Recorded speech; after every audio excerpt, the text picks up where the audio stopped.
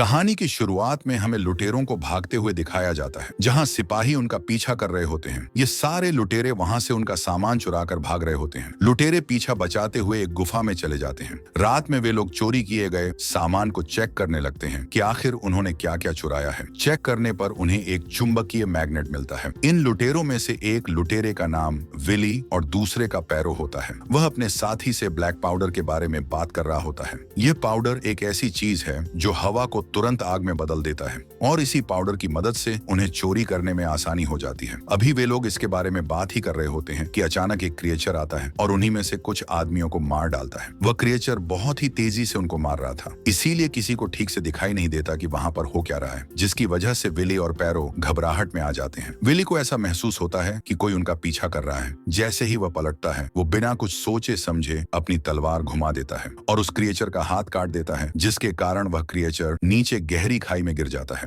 Willie कटे हुए हाथ को उठाकर अपने बैग में रख लेता है ताकि वह लोगों से पूछ सके कि यह किसका हाथ है और उसने किसे मारा है और वह इतनी स्पीड से कैसे आया था। इसके बाद हम देखते हैं कि विली और पैरो गुफा से बाहर निकल चुके होते हैं और वे काले पाउडर की तलाश में निकल जाते हैं। तभी वे सिपाही फिर से उन्हें देख लेते हैं और उनके पीछे घोड़े दौड़ा देते हैं। वह अपने घोड़े को तेजी से भगाने लगते हैं और दोनों भागते भागते dead great wall of China तक पहुंच जाते हैं। वहां पहुंचने के बाद वे देखते हैं कि चीन की सेना पूरी तैयारी के साथ सीना ताने खड़ी है। जैसे ही विली और पैरो दीवार के पास पहुंचते हैं, सैनिक उन पर तीरों की बौछार करने लगते हैं और उन्हें रोक लेते हैं। विली और उसका साथी चारों तरफ से घेर लिए जाते हैं। अब वे कुछ भी नहीं कर सकते, इसलिए वे दोनों शांत हो जाते हैं और उन्हें पकड़ लिया जाता है। इसके बाद दोनों को चीन के जनरल के पास ले जाया जाता है। जनरल विली के पास रखे उस कटे हुए हाथ को देखकर हैरान हो जाता है और पूछता है, यह हाथ तुम्हें कहां से मिला? विली बताता है कि उस चीज ने उन पर हमला किया था, उसने उसका हाथ काट दिया और वह इसे साथ लेकर आया है ताकि लोगों से पूछ सके कि यह किसका है। लेकिन कोई उसकी बातों पर विश्वास नहीं करता। वहीं एक महिला कमांडर भी मौजूद थी जिसका नाम लीन था। वह दोनों से कहती है कि तुम्हें मौत की सजा मिलनी चाहिए।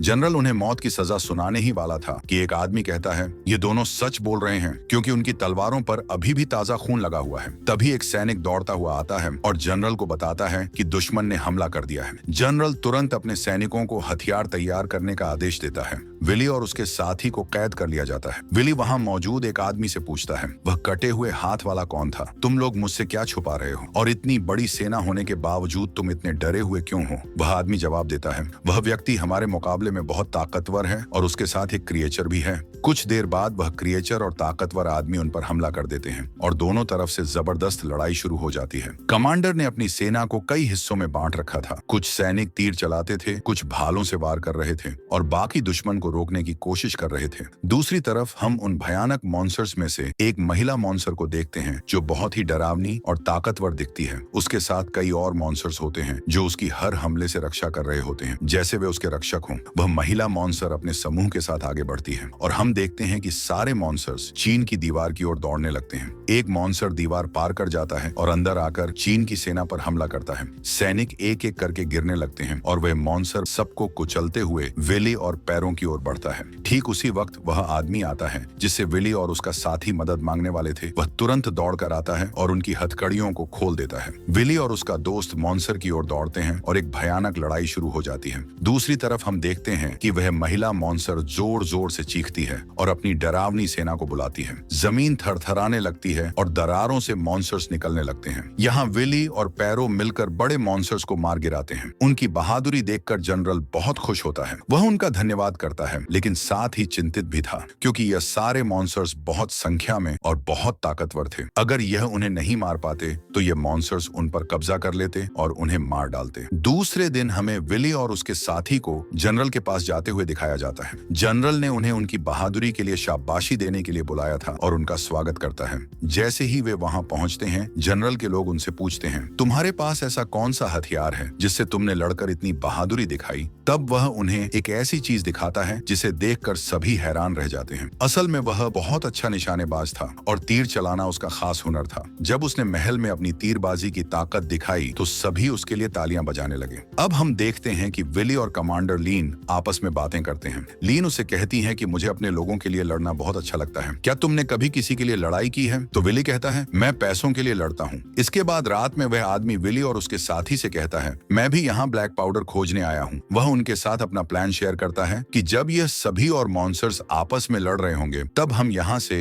ब्लैक पाउडर उठाकर भाग जाएंगे। विली और उसके दोस्त को ये आइडिया बहुत अच्छा लगता है और तीनों मिलकर एक योजना बनाते हैं। इसी दौरान वहाँ का अधिकारी विली और उसके दोस्त को बुलाता है और उनसे पूछता है, ये मैग्नेटिक पत्थर तुम्हारे पास कहाँ से आया? वह समझ रहा था कि इस पत्थर की वजह से उसकी आर्मी जीत सकती है। तब विली उनसे पूछता है, इतने सारे मॉन्स्टर्स कहाँ से आए? तो वह जवाब देता है, बहुत साल पहले एक आग वाला गोला एक बड़े पहाड़ पर गिरा था, जिसके बाद वह पहाड़ हरा भरा हो गया था और इसी से ये मॉन्स्टर्स बाहर निकले थे। हर 60 साल बाद ये मॉन्स्टर्स बाहर आते हैं और लोगों पर हमला करके उन्हें मार डालते हैं। उनकी एक अकेली रानी भी होती है जो उनसे अपने सारे काम करवाती है और सभी उसके आदेश का पालन करते हैं। रात में जनरल को पता चलता है कि एक मॉन्स्टर ने आदमी को मार डाला है। बड़ी मुश्किल से वे उस मॉन्स्टर को मार गिराते हैं, लेकिन जनरल देखता है कि उसके पीछे एक और मॉन्स्टर है और वह मॉन्स्टर जैसे ही उन पर हमला करने के लिए कूदता है, जनरल लीन को बचाने के लिए अपनी तलवार उसके मुंह पर मारता है, लेकिन उसी दौरान वह मॉन्स्टर तुरंत जनरल पर हमला कर देता है, जिसकी वजह से वह घायल हो जाता है और मरने से पहले लिन को नया जनरल बनाकर अपनी जान दे देता है। कुछ दिन बाद हम देखते हैं कि एक आदमी राजा की तरफ से एक खत लेकर आता है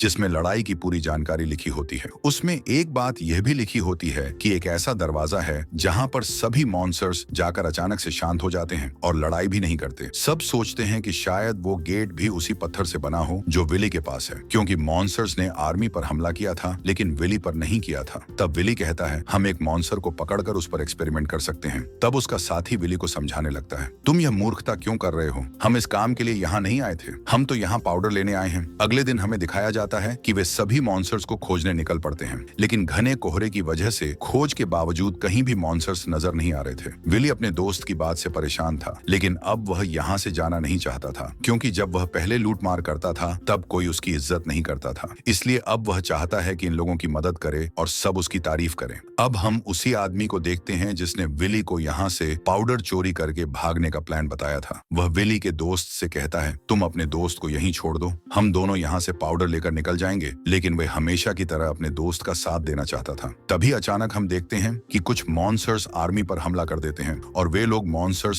से लड़ते हुए उन्हें घायल करते जा रहे थे, लेकिन मॉन्स्टर्स बड़ी संख्या में थे। अब विलियम देखता है कि एक ऐसा मॉन्स्टर है जिसके आसपास कोई और मॉन्स्टर नहीं है। तब वह हिम्मत करके उसके पास जाता है ताकि उसे पकड़ ले और वास्तव में वह उसे पकड़ लेता है। अब उस मॉन्स्टर पर उस मैग्नेट के साथ प्रयोग किया जाता है और ऐसा करने पर सब देखते हैं कि वह मॉन्स्टर सच में उस पत्थर से डर रहा है और किसी पर हमला नहीं कर रहा है। यह देखकर वे बहुत खुश हो जाते हैं। हम देखते हैं कि वह आदमी जो उनके पास खत लेकर आया था, वह अपने राजा को खुश करने के लिए यह मॉन्स्टर और उस मैग्नेट को अपने साथ लेकर जाता है। राजा भी बहुत खुश हो जाता है कि अब उन्हें तरीका मिल गया है जिससे वे मॉन्स्टर्स को कंट्रोल कर सकते हैं। रात हो जाती है और उसी रात कमांडर और सेना के लोग कुछ अजीब सा महसूस करते हैं। जब वे जाकर एक दीवार के पास देखते हैं तो वे यह देखकर बहुत हैरान हो जाते हैं कि एक फीमेल मॉन्स्टर द्वारा वहां एक बहुत बड़ी सुरंग खोदी हुई थी जिससे वह अंदर तक आ सकती थी। दूसरी तरफ हम देखते हैं कि विली का दोस्त उसी आदमी के साथ वही ब्लैक पाउडर चोरी करके भागने का प्लान बना रहा होता है। तभी ये बात विली को पता चलती है, इसीलिए वह उन्हें रोकने के लिए वहां आता है। तो वह आदमी विली पर हमला कर देता है और उसे एक जाल में बंद कर देता है और किसी तरह वे दोनों वहां से निकल जाते हैं। कुछ दूर जाने के बाद वह आदमी विली के दोस्त से कहता है, तुम ऊपर जाकर रास्ता देख कर आओ। और जैसे ही वह ऊपर रास्ता देखने के लिए जाता है,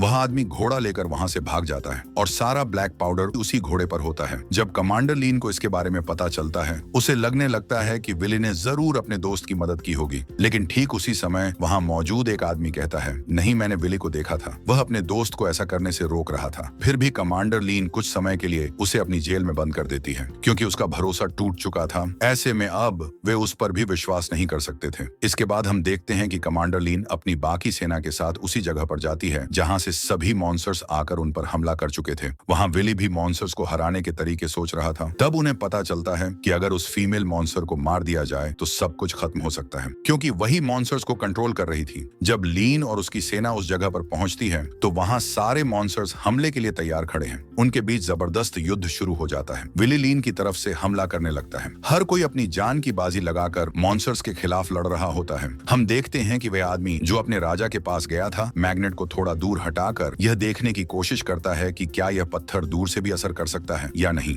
वह मॉन्स्टर जोर से आवाज लगाकर अपनी रानी को एक सिग्नल देता है कि मैं यहाँ कैद हो चुका चुका हूँ। जैसे ही रानी को सिग्नल मिलता है वह तुरंत वहां पहुंच जाती है। विली तुरंत एक योजना बनाता है कि हम एक मॉन्स्टर को पकड़ेंगे और उस पर ब्लैक पाउडर भी लगाएंगे ताकि वह पूरी तरह हमारे नियंत्रण में रहे। इस योजना को पूरा करने के लिए सभी सैनिक और कमांडर ऊंची जगहों पर चढ़ जाते हैं। जैसे ही विली ने तीर चलाया, अचानक सदियों पुराने मॉन्स्टर रानी को बचाने के लिए उसके चारों ओर ढाल बनाते हुए खड़े हो गए। विली बार बार कोशिश करता है और तीर चलाता है, पर हर बार कोई ना कोई मॉन्स्टर आगे आकर रानी को बचा लेता है। इस बार रानी ने विली को देख लिया था। उसकी नजर जैसे ही विली पर पड़ी, वह जोर से चिल्लाई और सभी मॉन्स्टर्स को विली पर हमला करने का आदेश दिया। मॉन्स्टर्स रानी के आदेश पर तुरंत विली की तरफ दौड़ने लगते हैं। विली के पास एक तीर बचा था जिस पर ब्लैक पाउडर लगा हुआ था। वह लीन की मदद से एक रस्सी के जरिए ऊपर से नीचे झूलता हुआ आता है और मौका मिलते ही वह उस तीर को पूरी ताकत से रानी की तरफ छोड़ देता है, जिससे एक जोरदार धमाका होता है और रानी वहीं मर जाती है। रानी के बाकी मॉन्स्टर्स बेहोश होकर उस टावर से नीचे गिरने लगते हैं। इसी दौरान हमें पता चलता है कि विली के दोस्त को पकड़ लिया गया था, मगर विली किसी तरह अपने दोस्त को आजाद कराने में कामयाब हो जाता है और इसी के साथ यह फिल्म समाप्त हो जाती है।